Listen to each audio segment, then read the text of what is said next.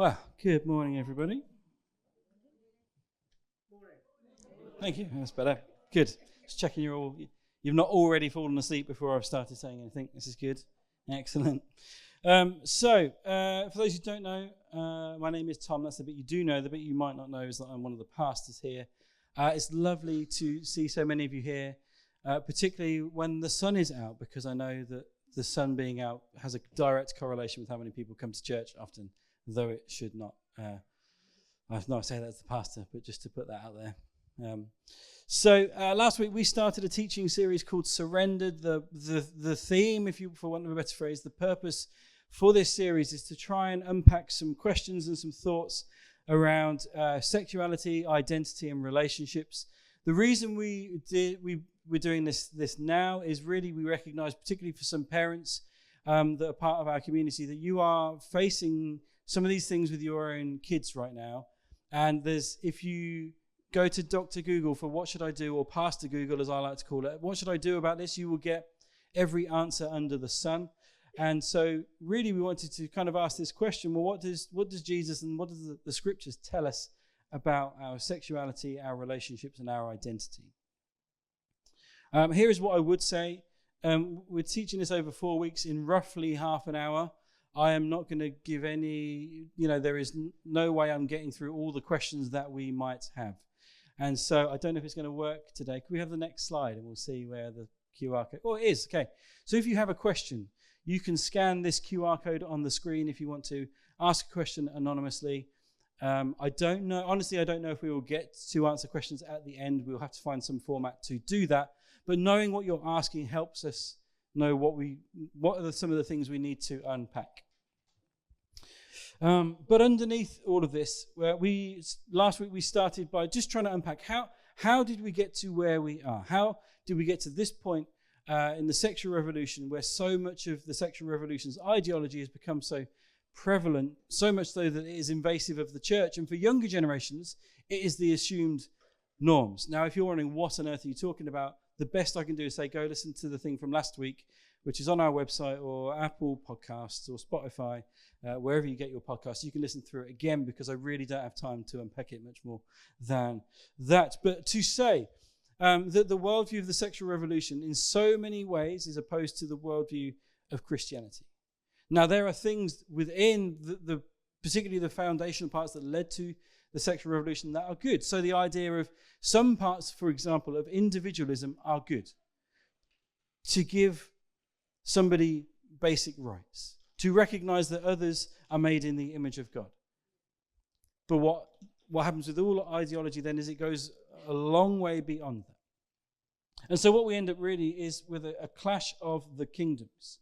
And so I've purposely called this series Surrendered, because at the heart of it all, here is the question we want to ask.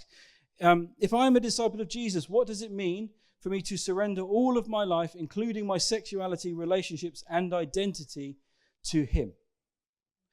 Now, this is a wild oversimplification, but I grew up in a church that would say a phrase like this: either Jesus is Lord or he is not Lord at all. Now, these issues are complicated. God is extremely gracious and patient with us. And could I be honest? My hunch is we will never get all of the answers right to the problems that we face in life. We just won't. The good news is that God formed us in our mother's womb. He knows us. He knows when we sit. He knows when we stand. He knows everything about us. And yet he died on a cross for us because he loves us. And as what we're going to unpack today is he loves us far more than we could possibly imagine. All of us in this room, if you are a human in this room, which I would guess, I feel comfortable saying 100% of us, if you are a human here, then you are a story creature, by which I mean you live by a story that you have built about reality. And we might not realize it, but we are shaped by the stories we believe and the stories that others are trying to tell us day in, day out. We live in a time where these stories are more prevalent and fast-moving than ever, probably in human history, given the amount of information that we consume. So if our story of reality will be shaped by the news, by our social media feeds, by the friends that we have, I was doing something with our youth the other week, and the anecdotal thing that you are most like the 5 people you spend the most time with is very true. We buy into the stories that those relationships tell us. And included within that then is the story that we would believe about sexuality, relationships, and identity. And within that even, what is the story of the body? Because my hunch is, if we distill where the sexual revolution has left us on the issue of what is the human body and what does it matter, well, the view of the sexual revolution ends up being that the body is accidental and it is incidental. By which I mean it is accidental. If you take Darwin's theory, there is no God, there is no purpose. It's all just chance and a happy accident. So, well done, you made it. Or it's incidental. It's really of no value. So the latter moves of the kind of the later feminist movements of, well, the biological body we find ourselves in is just a tyranny to be resisted. The body is purely incidental. The genitals that you have just mean nothing. And because of all of this, then, if the body is just accidental and incidental, sex is just meaningless and we should do what we want. It ultimately is a meaningless physical act. And this whole thing has led to a number of assumptions in culture. And I'll list just a few. These were not mine. I found this. There's a bunch of people did a whole bunch of research. And they kind of drew some of these conclusions. So they would say long-term exclusivity is in relationship isn't possible or healthy. Or sex must be present for any fledgling relationship to succeed. Or men are slaves to sexual impulses and can't be expected to control themselves. Or pornography won't affect your relationships. Those are just a few of the assumptions of the world that we live in. And as I've worked through a whole bunch of the background stuff, here's what I've realized about myself, and maybe this is true for you, I am affected far more by these stories than I thought I was. Digging around, I came across a pastor who just made this point that was both excellent and deeply challenging. He was talking about how he realized his own consumption of TV was evidence in and of itself that he had bought into some of the story. He said that one of his go-to background noise kind of nostalgic TV series that he put on for a bit of a giggle when he was feeling a bit sad or he had half an hour before he went to bed or whatever, he realized that what he was watching was encouraging really the narrative of the sexual revolution. This was a TV program that constantly was encouraging, the idea of multiple sexual partners. The idea that sex is just meaningless fun. That the ultimate goal in life is to be romantically fulfilled. That pornography is totally okay and normal and should just be consumed as such. That living together is the necessary step before going into marriage.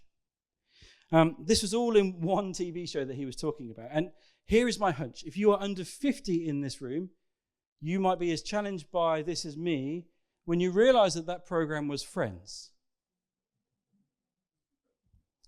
The program so many in my generation just go, oh, it's just the thing that we stick on, because it's genuinely funny. You genuinely care about the characters.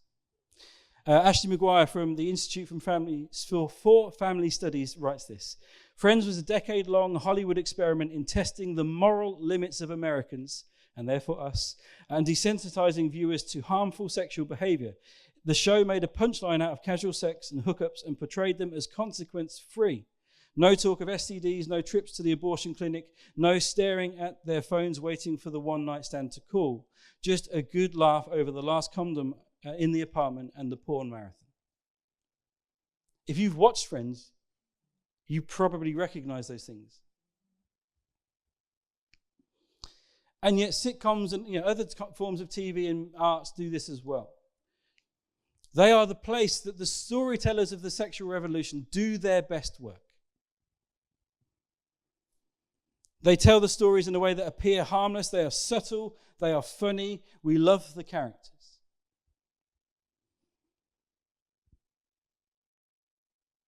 But there comes a question for us. If the modern sexual script is so appealing to so many, What does Jesus offer us about sexuality? What is an alternative story? What is a better vision for our sexuality? Because ultimately we face a choice. We are either being formed by one story or another. The idea that we can be unformed by stories is in itself a myth. None of us live in that level of isolation that we are totally unaffected by things. We either concede to the sexual values of our culture, or we fight for restoration in the way of Jesus. We have to choose whether to be formed by the sexual revolution or be reformed by the scandalous love of Jesus. And I don't know who you are in the room, but we all collectively face this challenge. Whether you're a teenager, you're just trying to get to grips with sexuality and relationships in a school context. Maybe you're in a relationship. It's the early stages of dating and you're just wondering what should you do about sexuality in that context. Maybe you are single by choice or by circumstance, and this plays out for you in all sorts of ways that many in this room couldn't understand.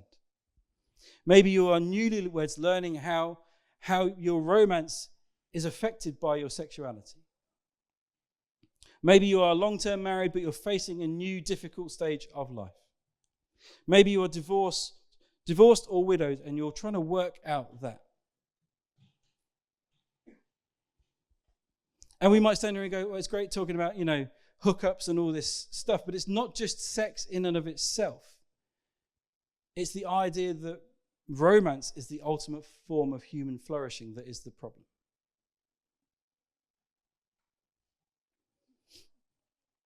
And we find ourselves in a really simple trap that many of us fall to about lots of things in life.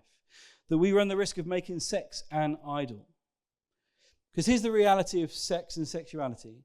It is a gift from God to all of us. We often think of things that we make as idols as being, they're bad things. But in reality, most of our idols are good things. The problem is we make these good things God. And that is not their place. They are wonderful, but they are not to be worshipped. Tim Keller writes this: we think that idols are bad things, but that is almost never the case.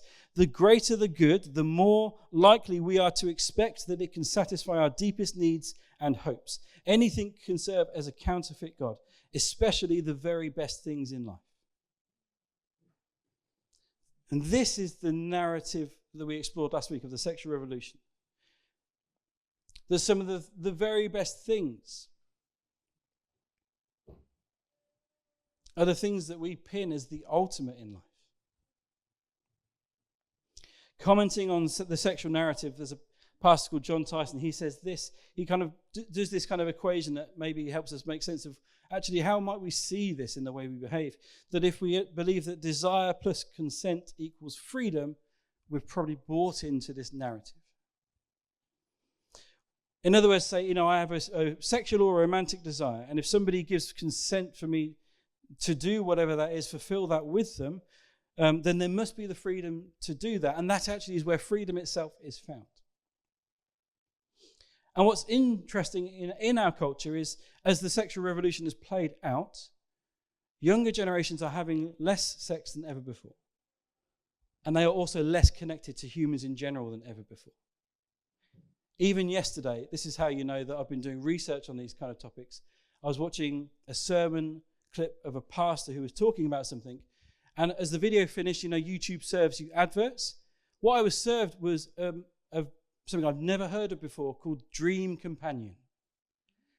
Dream Companion, this is what was presented to me. I presume if you are a different age or demographic, if you are female, you get a different image to what I was served. Here's what I was served. An attractive woman appearing to pour you a cup of coffee and ask you how you are. All AI. You could talk to them, they would talk back to you. If you are unaware of this as a problem, this is the next problem facing the younger generations. Because what's true about relationships? They are difficult. All people are difficult at times. But your AI mate, your AI friend, your AI lover won't be in the same way. but they also feel nothing towards you.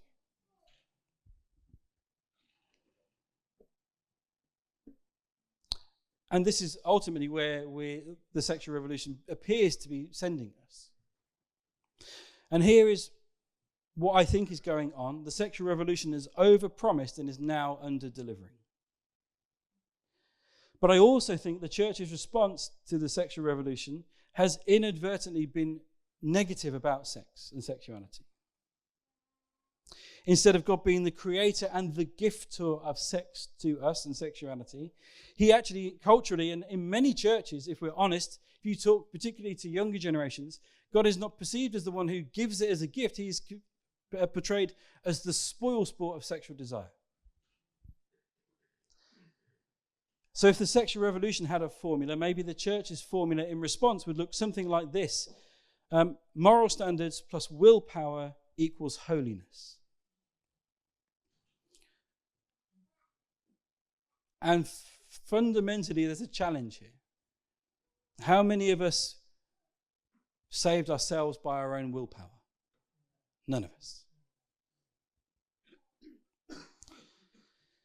And actually, here's what I think we might think. I think churches go, oh, we'll do these things and we'll end up with holiness and it'll be wonderful. But here's what I think the equation actually looks like. Moral standards plus willpower equals failure, shame, guilt, and judgmentalism.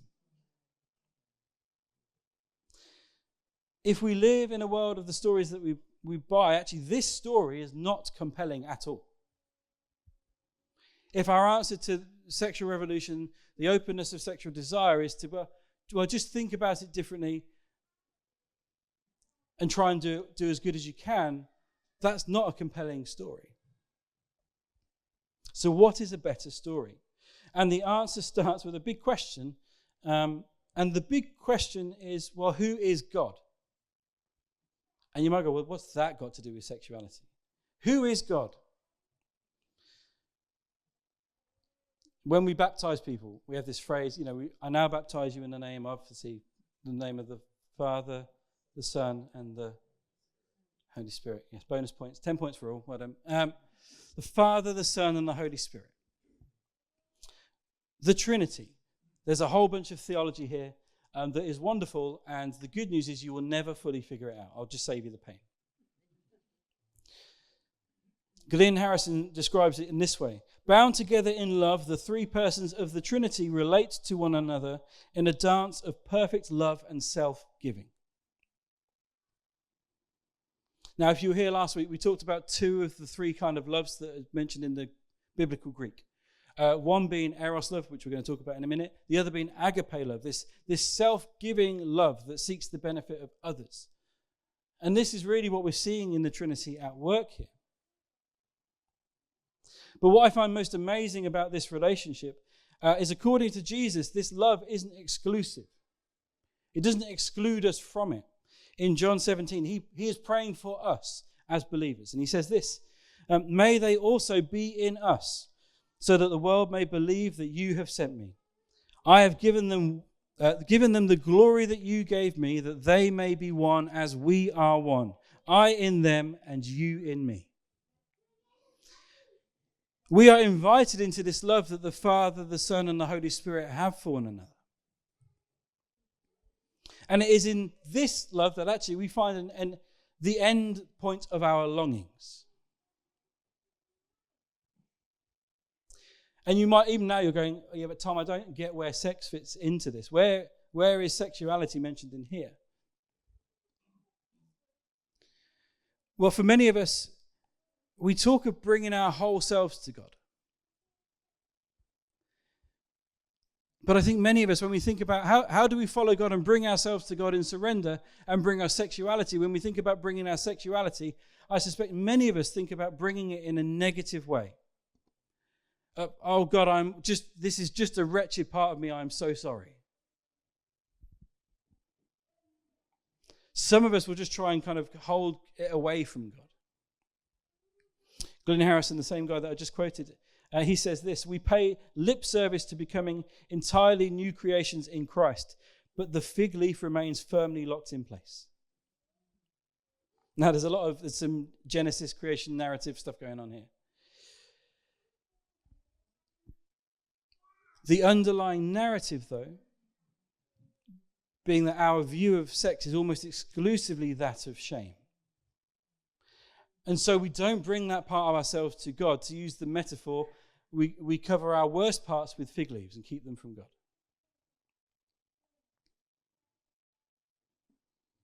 The reality of our sexual desires is really they're found in the depths of our hearts, somewhere deep inside of us. And what's interesting about most of our efforts to deal with problems around sexuality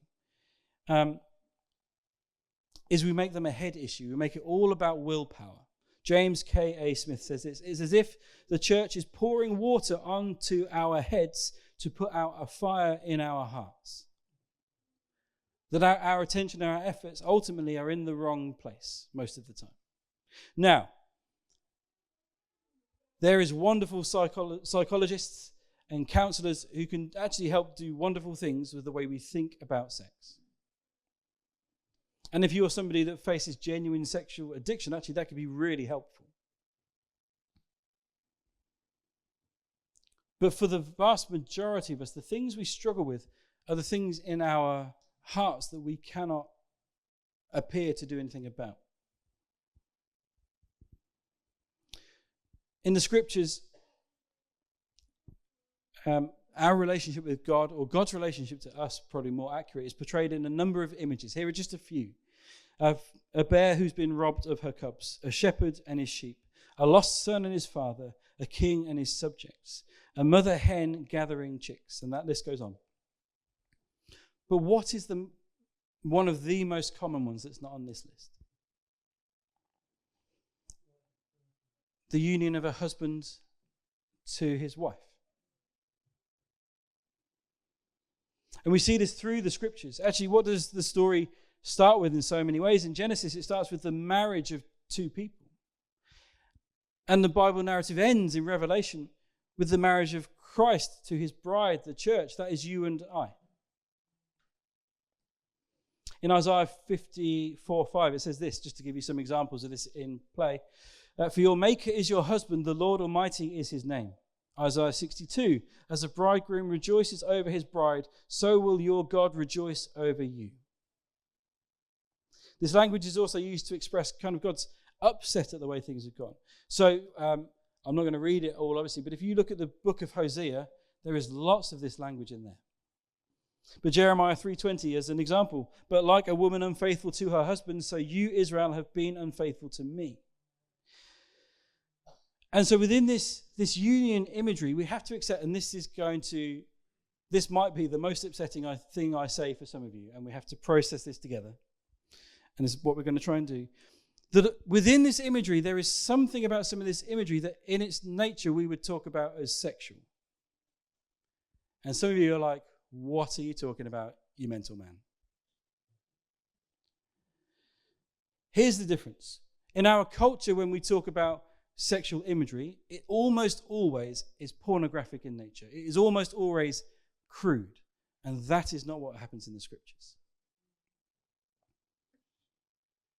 If you read through, for example, Ezekiel 16, I haven't got time, but it talks about Israel being this child that becomes of age to actually marry and to love and to care for. Jesus arrives and refers to himself as the bridegroom in Mark 2. Paul says a lot about this same thing, this theme that we are to be wed to Christ. There is a union with Christ coming. Jesus' prayer for us was that we would live in union with God. And though we talked earlier about agape love, this kind of self-giving love towards others, what I find interesting when you look at the language of God's love, the thing that we all like to totally ignore is some of it talks about it almost in the context of this eros love, this kind of romantic love. And we have to be a little bit careful because some of us are going, well, that sounds insane. But here's what is not happening. It's not like the Greeks have mythology where the gods come and, they will come and have sex with other gods, but they'll also come and have sex with men and women. That's not what is happening. That is not what the imagery is doing at all.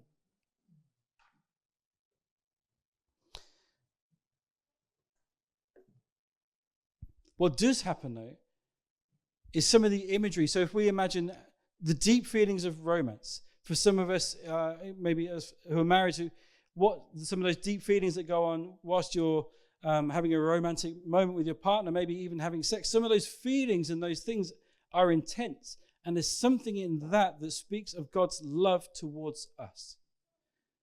That it is deep and it is faithful. And it messes with our nice categories. Because why ultimately do we struggle? Because everything in the church that we talk about as this eros sexual love is shameful. But God is the one who created it.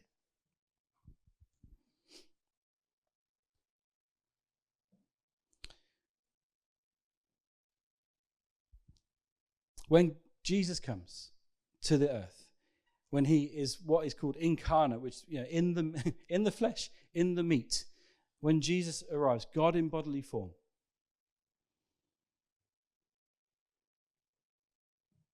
he is celibate. And we need to be careful as we think through some of this. Because if our assumption is, it's just like the Greeks, their mythology, well, that's false. If that was true, Jesus' incarnation would have been very different. This tells us something about our sexual desires. Yeah, and there's a quote, I could have said it myself, but I found somebody who said it better. Talking about our sexual desires, it says this: they are a divine homing instinct for the glorious union that lies ahead.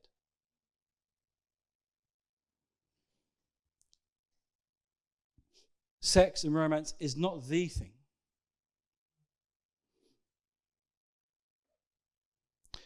But it does mean that when we lay our lives down for Christ, that includes our sexuality. So Romans 12, I read this last week. It's a classic, right?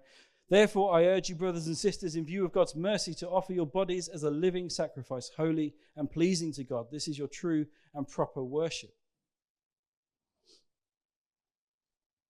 Sexuality, romance, the things we feel, the impulses we have, they feel so strong that we mistake them for the end in and of themselves.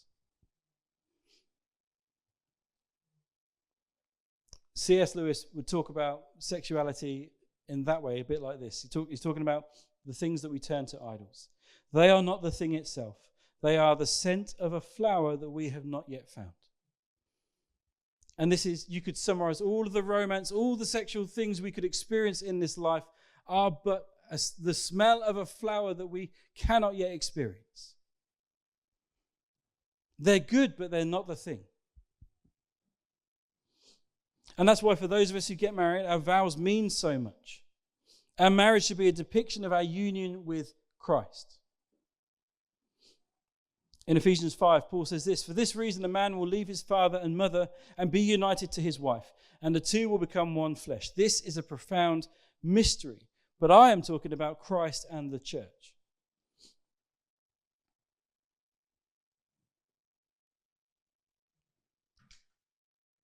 If you are married, your marriage to your spouse is just a foreshadowing of what is to come, of our union with Christ. And just a slight aside here, one of the myths of the sexual revolution became what? That sex is just a meaningless physical act with no real consequences. But the scriptures over and over again talk about the sexual union in particular being one of two becoming one flesh. The myth of hookup culture is that we can have sex without connection. And I would say even the science would disagree with us on this. The science would say you can't have sex without more connection. So, and just to forewarn you, I try and say this every time, I'm about to say some words in church some of you are going to be slightly shocked by. But we have to go there.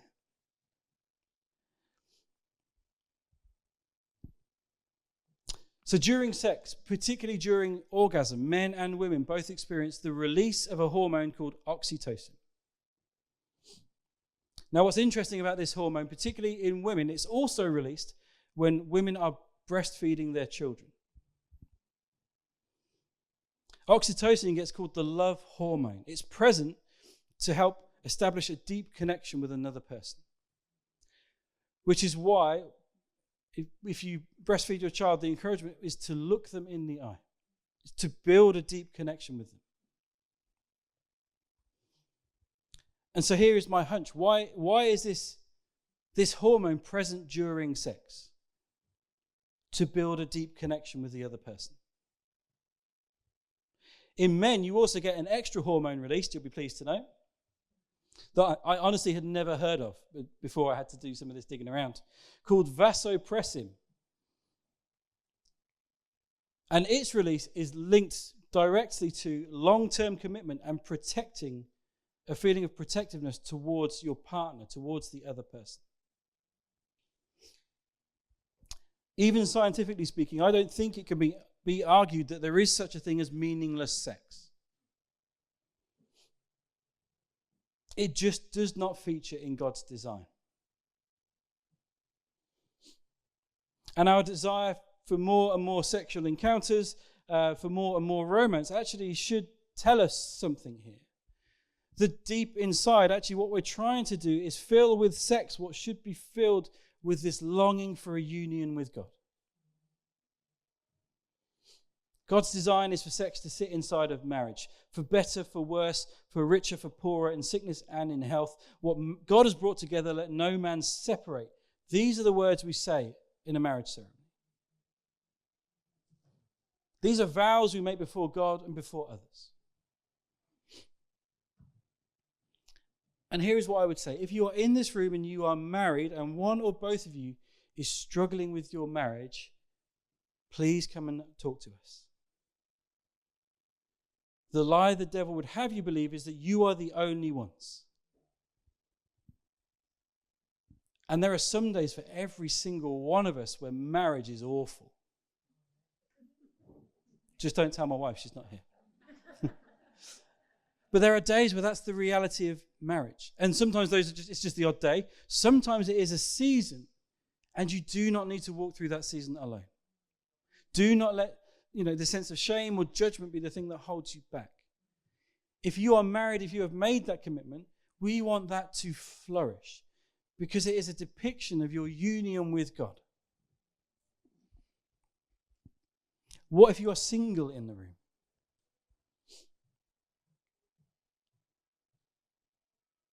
I think the first thing I have to say on behalf of all the church, and I know it's not my place, is in lots of ways that we need to apologize.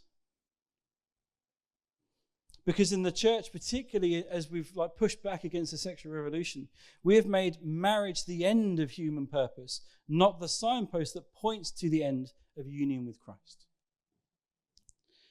Singleness is as valid a demonstration of dedication to God's vision for sexuality as marriage. Being celibate, going without sexual fulfillment in the here and now, for taking instead the long-term vision of waiting for union with Christ, I would say in lots of ways in our cultural moment is an unbelievably powerful demonstration of the power of Christ in reality played out. And my hunch is some of the next generation of leaders in the church will be people that struggle with sexuality in all sorts of ways, but have laid it down for the purposes of Christ. And the church, we have to do a better job, church, and you can hold me to this. We have to do a better job of not accidentally structuring everything so that it benefits married people first. And here is why. Jesus and Paul do not think marriage is the only option. In fact, for some people, they would say it's the wrong option. Jesus says this in Matthew 19, "For there are eunuchs who were born that way. There are eunuchs who have been made eunuchs by others. There are those who choose to live like eunuchs for the sake of the kingdom of heaven. The one who can accept this should accept it." What is a eunuch, you might ask? This is somebody who was possibly born without testicles, the ability and some other form to reproduce. They've either been castrated without choice, that this isn't what Jesus is talking about. But there are those who choose to be castrated. They've chosen not to be able to procreate. And when Jesus says, well, they're going to live like eunuchs, here's what I'm not saying. Do not go and see your GP and ask for a castration. That is not what is happening. But for some of us in the room, we've either made that choice or we find ourselves facing that choice. But here's what's fascinating about Jesus' choice of the word eunuch. Eunuchs actually were those that usually, in lots of cultures, they would serve the royal courts. They were, in context, because they couldn't procreate, they were less of a threat to lineages and all that stuff. But in context, here's what I think you could see Jesus saying. That for those of you who choose singleness to live celibately, who are called to that, you have a place to serve right in the royal courts.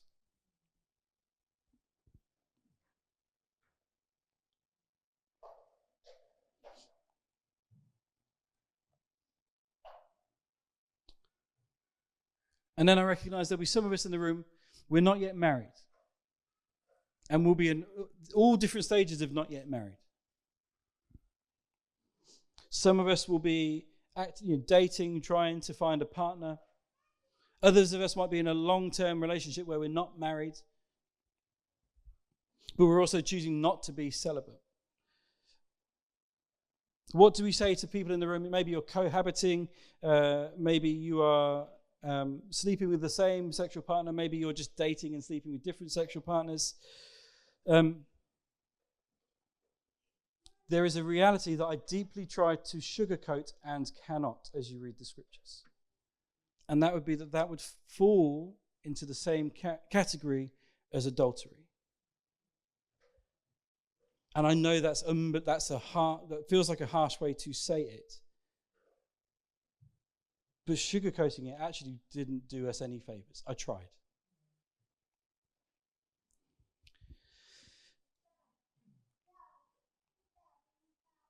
And here's what I would say. If you are in that position, here is Paul's advice to you.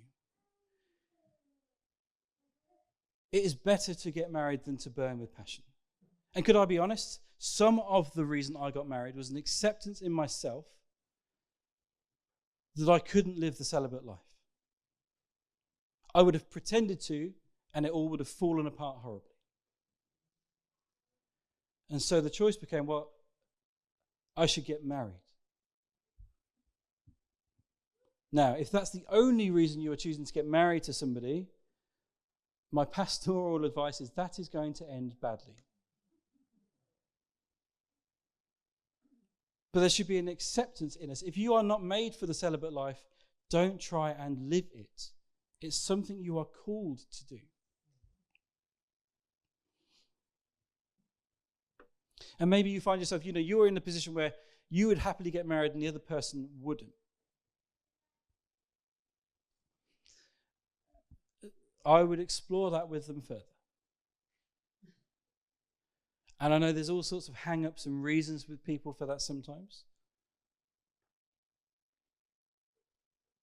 But if you are here and there is somebody who likes all the benefits of relationship but isn't willing to make it that kind of long-term commitment, and I say this with lots of love, God values you so much more than they do. Can I say that?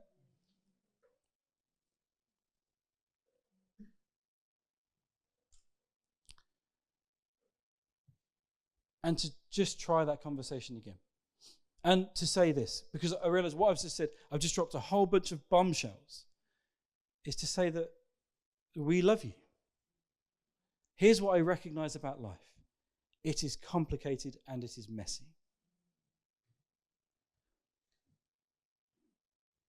And as you watch the disciples follow Jesus, they don't get it right even though they are with Jesus all the time. And you are loved, and we are here for you. Now, going all the way back to that equation portrayed at the beginning. This idea that in the church, the moral standard plus willpower equals failure, shame, guilt, and judgment. Something that is a challenge for us in the church is to take some of Jesus' teaching seriously. For example, Matthew 7. Why do you look at the speck of sawdust in your brother's eye and pay no attention to the plank in your own eye? You hypocrite. That's not me saying it, this is Jesus saying it. So you can throw the tomatoes at him. You hypocrite. First take the plank out of your own eye, and then you will see clearly to remove the speck from your brother's eye. If we want to help others, we must be aware of our own failing and our own sin. To pretend that we have all the answers and we are the ones coming in to rescue and help them is not only not helpful and unhealthy, I would say, is dangerous. Jesus takes what feels like the external issue of sin and makes it very internal. He makes it an issue of the heart. Matthew 5, he says, you have heard that it was said, you shall not commit adultery, but I tell you that anyone who looks at a woman lustfully has already committed adultery with her in his heart. Now, this means some really difficult things for us, because what is Jesus doing? He is equating somebody who commits adultery as having the same problem as somebody who looks at a woman twice. Somebody who envies somebody else's husband. It's the same problem for us when we lie awake at night fantasizing about such and such a thing.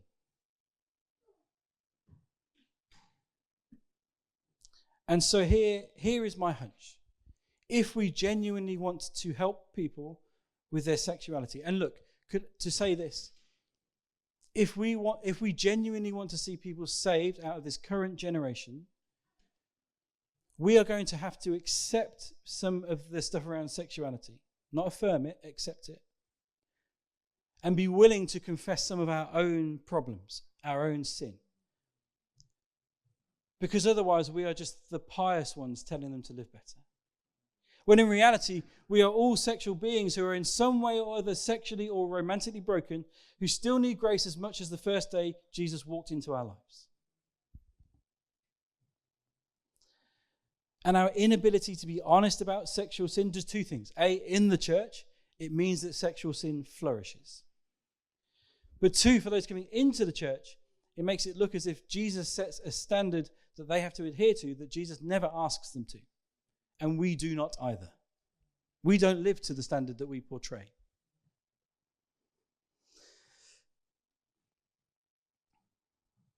And then lastly, I'm aware of the time. In Matthew 19, this is to paraphrase because we haven't got time. In Matthew 19, a Pharisee comes to Jesus and asks if it's right for a man to divorce his wife for any reason. In essence, Jesus says no. And when asked why Moses would allow it, Jesus' response is then, well, Moses said you could because your hearts were already hard. And he goes on to read out of Genesis 1. He talks about the two becoming one flesh. What God has brought together, let no one separate.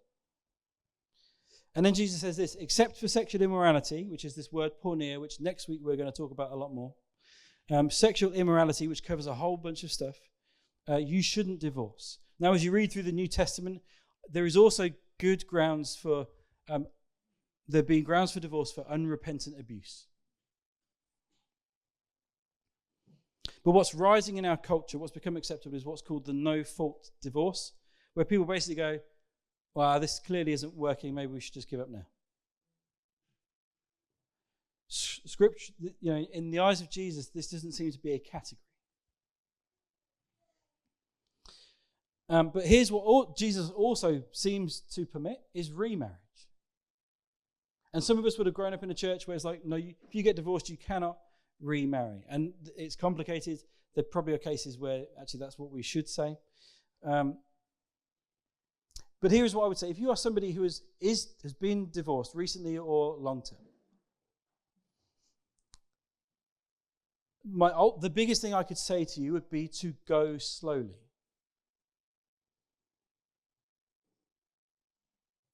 I think particularly if you are separated but not divorced, wait for that paperwork. I know it sounds like paperwork, but it is a retraction of the vows you made before God. It matters.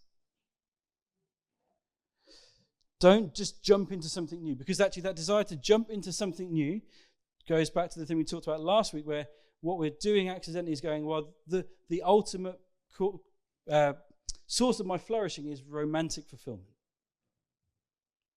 And to jump straight back in jumps into that story, not God's story. In God's story, it's God's love that is the source of all of our flourishing.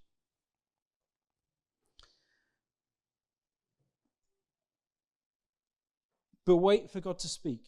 You know, if your desire as somebody who is divorced is to be remarried, pray about it. Ask God to speak. Seek the wisdom of others. To say this, there are others in our church some who have been divorced and not remarried, some who have divorced and remarried. There are people who can help you work through the process.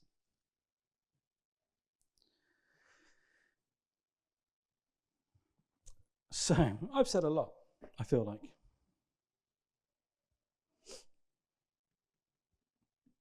And I've probably touched a lot of nerves, I assume. And to say, my encouragement to you is the same as it was last week. You can talk to me about stuff. I'm not the angry pastor who's going to shout at you. Life is complicated. Jesus is gracious. He is more patient than any human I have ever met. And he loves you. And so if you want to talk about anything, I'm here. Well, I say I'm here. I'm not here this Wednesday to Friday. But otherwise, I'm here and you can talk to us.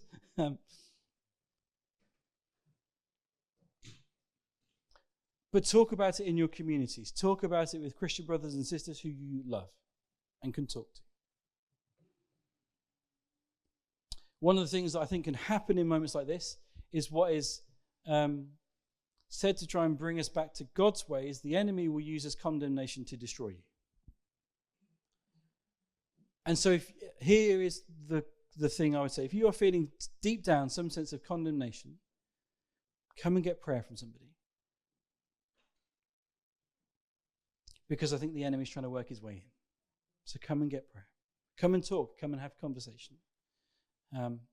Maybe you find yourself in one of the various things we talked about. You know, your marriage is in a tough place, or you've recently been divorced, or you're single, waiting for marriage, or you're single not by calling, you're just single by circumstance, and it's difficult.